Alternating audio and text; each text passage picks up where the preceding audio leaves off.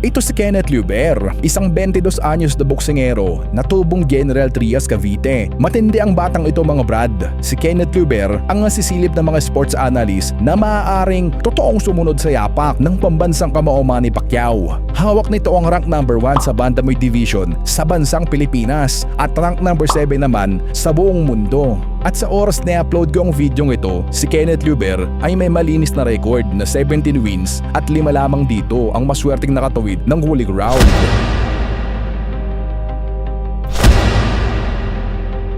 Ito naman si Takuma Inoue. Kung bago ko palang nahilig sa boxing, ito ang nakababatang kapatid ng The Monster ng Japan na si Naoya Inoue. Matindi din ang fighter na ito mga brad. Kasalukuyan nitong hawak ang WBC World Bantamweight title at ang Japanese fighter na ito din ang nag-iisang nagpalasap ng kauna-unahang knockout loss sa ating kababayan na si Jerwin Angkahas.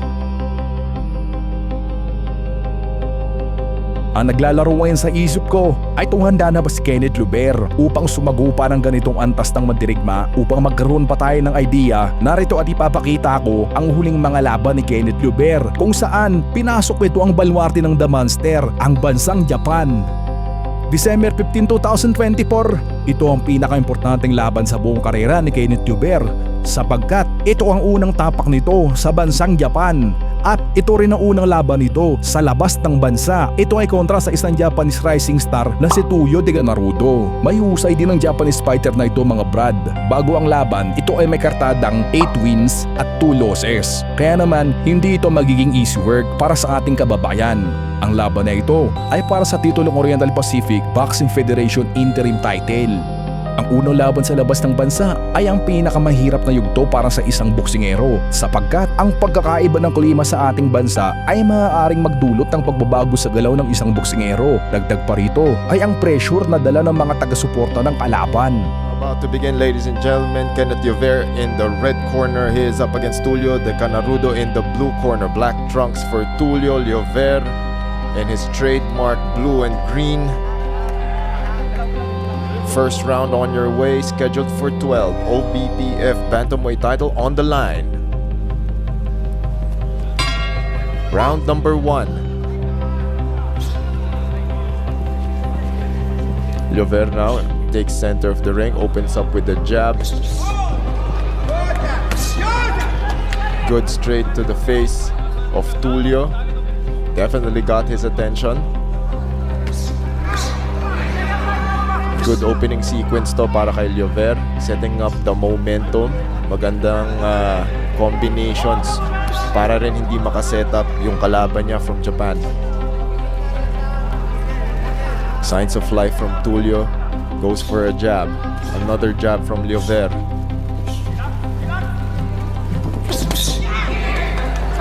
That is a jab and a straight from Luber. Good setup with the hook. Papasok, and down goes Tulio in the very first round, ladies and gentlemen. Bagsak po ang kalabang Hapon, and that is it. Ang laban sana na inaasahan na pinakamahirap na pagdadaanan ni Kenneth Luber ay nagmistulang isang sparring session lamang kung saan tinapos kagad nito ang Japanese fighter na si Tulio de Naruto sa loob lamang ng 120 seconds.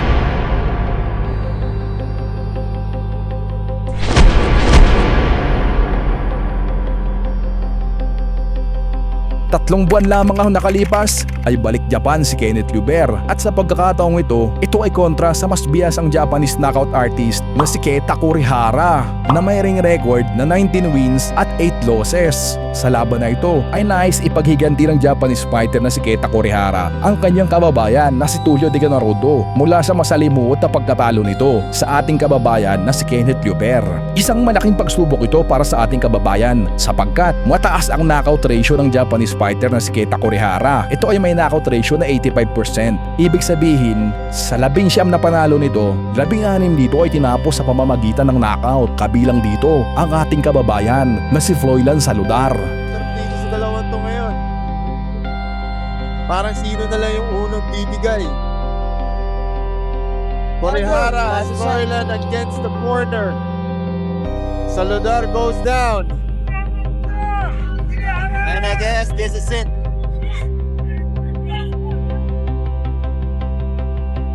Pero bago tayo mag-umpisa, kung ngayon ka lang napadaan sa ating channel, ay huwag kalilimutan mag-subscribe upang updated ka sa mga latest trends sa mga Pinoy boxer. From these two. They definitely had a lot of opportunity to rehydrate then. Well, I was messaging the team of Noverno. After lunch when they weighed him, he was like 126. So 8 pounds. Yeah. Not too bad. I mean, Here we go, first round. first round. Kenneth Bad- Levert starting strong. Bad intentions from Yes. Lover. He knows Japanese opponents. Kaming last fight niya sa Japan din. So, he's really out to impress. A headbutt.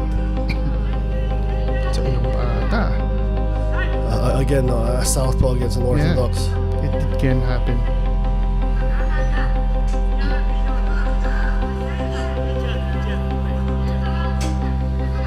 Again, referee warning them about the headbutts, clash of heads. The thing is, yung sa height difference sila, medyo impossible talaga mangyari yung mga headbutts yan. Lalo na they're both, moving forward sabay. Kurihara with a good right there. Again, a lead right. Those are very landing really good punches.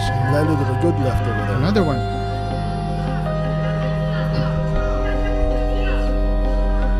And very careful siyang bumato eh.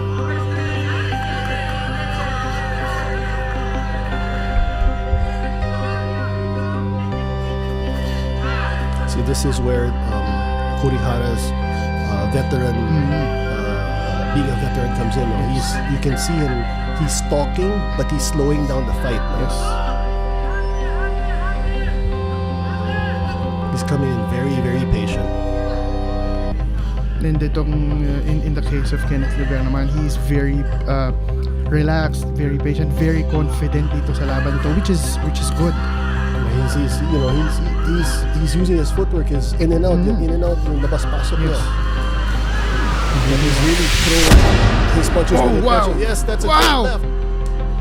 Is it gonna be count? Yes. Yes. First knockdown of the fight. First round pa lang. Could this be a preview of good things to come for Kenneth Levert? It's not over. Hindi na tumitigil si Kenneth Levert. Wow! Good. Bilang ulit. That was a clean left. Very clean. Medyo Clean left. Maraming mga taong. oh! Another 30 good seconds. left. That's it. Wow! Subalit, bago pa lamang matapos ang round 1, ay nang 2 beses pabagsakin ni Kenneth Levert ang Japanese fighter. At sa ikatlong pagkakataon sana ay hindi na pumayag ang referee at agad na ritong tinigil ang laban. December 27, 2025 ay numuli itong tumungto ng lona sa bansang Japan. Ito ay kontra sa isang Chinese fighter na si Ayate Sailike para sa isang 10-round bout ang Oriental Pacific Boxing Federation title. 放送席解説は畠山貴則さん、亀田大樹さん、田中康生さん、そしてゲストに山本千尋さんをお迎えしてお送りをしてまいります。どうぞよろしくお願いします。お願いします。さあ注目すべきザ・ラバーボーイのニックネームを持っているケネス・ラバーがこのアヤティ・サイリケをどのように迎え撃つか。第1ラウンドがスタートをしました。まずはジャブを一つついていきます。ボディへ、サウスポー独特の構えから入っていこうとしていますが、今日は相手のアヤティ・サイリケもサウスポーです。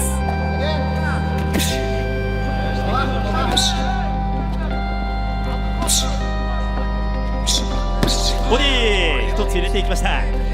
スピードもあります。力強いですね、ケネス・ラバー選手は。はい。畠山さんの目にはこのケネス・ラバーどういう選手というふうに映っていますか。そうですね、はい。ちょっと硬いけど、パンチとかはあるんでしょうね。とにかく強気にパッキャオのような柔軟性はちょっとないけども、なるほど。いいいい選手ですね、個人的な。今も非常に硬いパンチを打ち込んでいきます。今回は防衛戦という形です。もともと暫定でタイトルを取ってその後タイトルを統一し、そして今回は防衛戦という形になります。ジャブを一つ突きながら、自分でしっかりと試合を支配していこうという形で走っているケネスラバー、左ストレート。大樹さん、この試合どんなところを注目されますか？そうですね、でもこのアヤティ選手、ガードが硬いです。ガード硬いだけじゃ勝てないんでね、なんでどこか隙間だったり、ボディだったりしないと、ポイントすら取れないんで、どこでどう出してくるかですよね。今はこうやってガードを固めながらちょっと伺っているという感じです。1ラウンドはね、様子見とかでね、あると思うんですけど、なのでちょっと今、ケネスラバーの方が煽ってきました。ボディ乗ってくるんでね、これだったら、ジャブかなり、もうマニパキアですよね、踊るように動いています。ちなみに言うと、アヤティ・サイリク選手はかつて中国で戦った試合で元日本ユースフェザー級のユースチャンピオンだった花房弘樹選手と戦って引き分けているというレコードも持っています。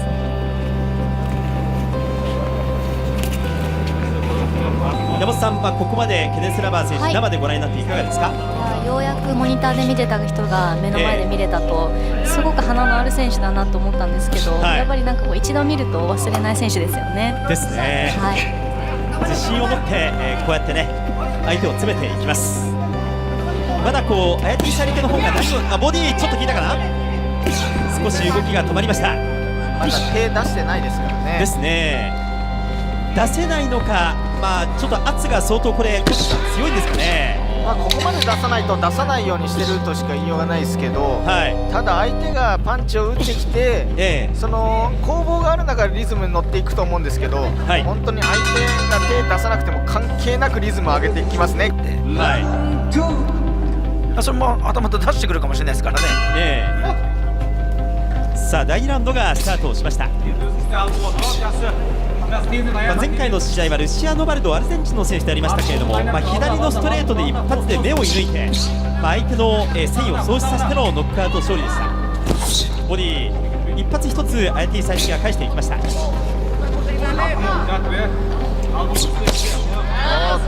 右からしっかりと、コンビネーションをつなげていきます。スピードとパワーが共存してますよね。ボディへ強く打っていきました。相当な圧、これをかけていきます。左フック、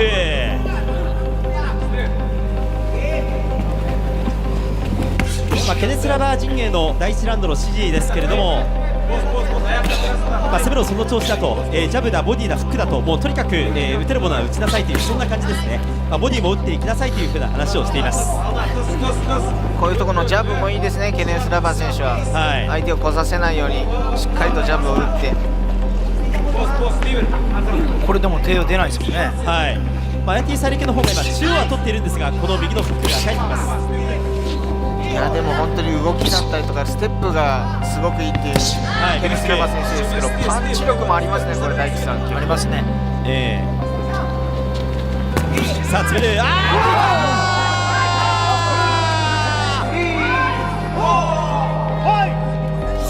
ょっとここが折れかかっている。ガードもしからもパンチ効いてたんでしょうね、これ。上からでしたよね、畠山さん。あと1分ありますからね。さあ左ストレート、ちょっと心が折れてるの方がでかいかもしれないね。2回目、アヤティ・サイリクにとってもこれタイトル挑戦のチャンスなんですが、当てません。Anong masasabi niyo sa batang ito mga Brad? Totoo nga kaya na ito na ang susunod sa yapak ng ating pambansang Abaw Manny Pacquiao? Handa na kaya ito upang sagupain ng Japanese champion na si Takuma Inoue? Ano sa tingin mo? Pag-usapan natin yan sa comment section.